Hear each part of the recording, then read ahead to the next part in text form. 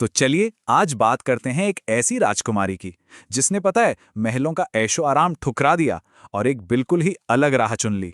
मतलब एक ऐसी शख्सियत जिनकी आवाज सदियों बाद आज भी हम सबके दिलों में गूंजती है। तो सवाल ये उठता है कि भाई आखिर ऐसा क्या था? वो कौन सी लगन थी, कौन सी धुन, जिसके लिए एक राजकुमारी अपना सब कुछ, अपना महल, अपना सुख सब छोड़कर आम लोगों के बीच आ गए। आइए इसी दिलचस्प कहानी को जरा और करीब से जानते हैं। तो कहानी की शुरुआत होती है आज से कोई 500 साल पहले। जगह थी राजस्थान का एक शाही घराना। यहीं जन्म हुआ था मीराबाई का।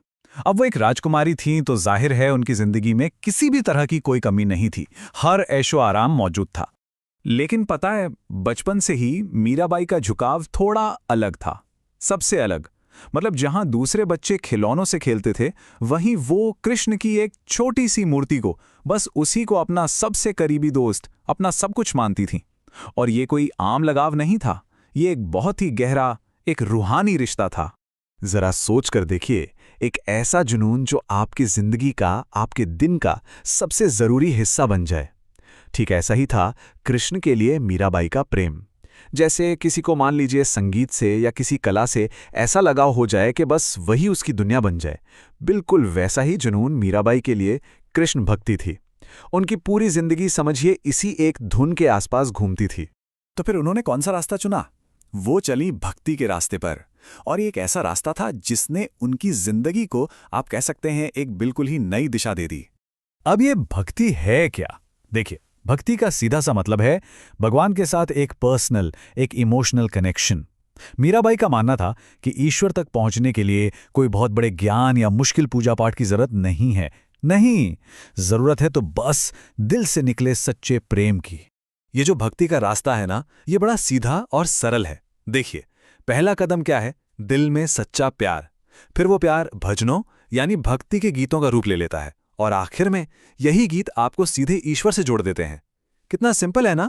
उनके जो हजारों भजन है ना, वो एक तरह से भगवान को लिखी गई चिट्ठियों जैसे थे। इसमें कोई भारी भरकम मुश्किल शब्द नहीं थे, नहीं, बल्कि दिल से निकली सीधी सादी सच्ची भावनाएं थी। और जानते हैं, यही सच्चाई उनकी गीतों को इतना इतना पावरफुल बनाती है। लेकिन अब कहानी में आता है एक बड़ा ट्विस्ट। मीराबाई की ये जो भक्ति थी वो उनके शाही परिवार की उम्मीदों से, उनके बनाए नियमों से सीधे टकराने लगती है। तो अब मीराबाई एक ऐसे दौराहे पर खड़ी थी जहां एक तरफ तो थी राजकुमारी की जिंदगी, मतलब ऐशो आराम, लेकिन पर्दों और खामोशी के पीछे, और दूसरी तरफ था भक्ति का रास्ता, यानी सादगी और अपनी आवाज को सबके सामने रखने की पूरी आजादी। और उन्होंने दूसरा रास्ता चुना। और हमें ये समझना होगा कि उस जमाने में ये कोई छोटी मोटी बात नहीं थी। ये बहुत बहुत बड़ा और क्रांतिकारी कदम था। सोचिए जरा, एक राजकुमारी आम लोगों के बीच भरे मंदिर में नाच रही है, गा रही है। ये तो उस दौर के हर सामाजिक नियम को एक सीधी सीधी चुनौती देने जैसा था। तो जाहिर सी बात है, ये रास्ता आसान तो बिल्कुल नहीं था। उन्हें बहुत जबरदस्त विरोध का सामना करना पड़ा, लेकिन उनका हौसला वो अटूट था।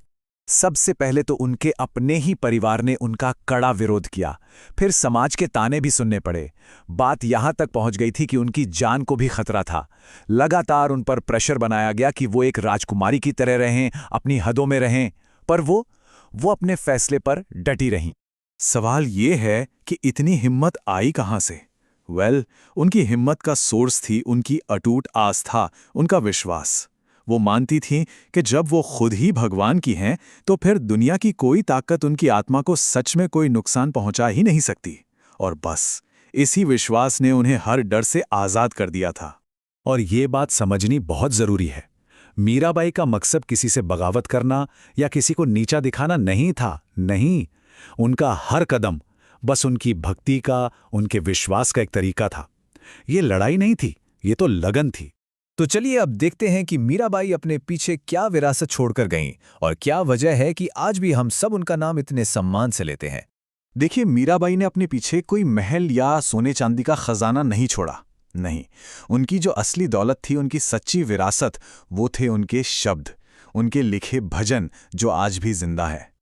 और उनका संदेश हर दिल तक कैसे पहुंचा, इसका राज था उनकी भाषा में। उन्होंने कोई मुश्किल संस्कृत भाषा नहीं चुनी, बल्कि उन्होंने ब्रज भाषा और राजस्थानी में अपनी बात कही। ये वो भाषाएं थी जो आम लोग बोलते थे, समझते थे, और इसी एक फैसले ने उनके संदेश को हर किसी तक पहुंचा दिया। अगर हम उनके गीतों के थीम्स को देखें तो वो क्या थे? बिना शर्त वाला प्यार, निडर बहादुरी, आध्यात्मिक सादगी और अटूट विश्वास। अब ये ऐसे जज्बात हैं जिन पर ना तो समय का कोई असर होता है और ना ही समाज की बंदिशों का, और शायद इसीलिए उनके भजन आज भी सीधे दिल को छू जाते हैं। ये बिल्कुल किसी सदाबहार गाने की तरह है ना, जिसके बोल आप आज भी सुने तो लगता है कि अरे ये तो आज की ही बात है। मीराबाई के भजन भी बिल्कुल वैसे ही हैं। लिखे तो सदियों पहले गए थे, पर उनमें जो भावनाएं हैं वो आज भी उतनी ही फ्रेश, उतनी ही असरदार लगती हैं। तो आखिर में एक सवाल पर सोचते हैं, मीराबाई के गीत 500 सालों से गाए जा रहे हैं। ये वाकई सोचने वाली बात है कि किसी संदेश में, किसी बात में आखिर वो कौन सी ताकत होती है जो उसे समय की हर परीक्षा को पार करके हमेशा हमेशा के लिए जिंदा रखती है।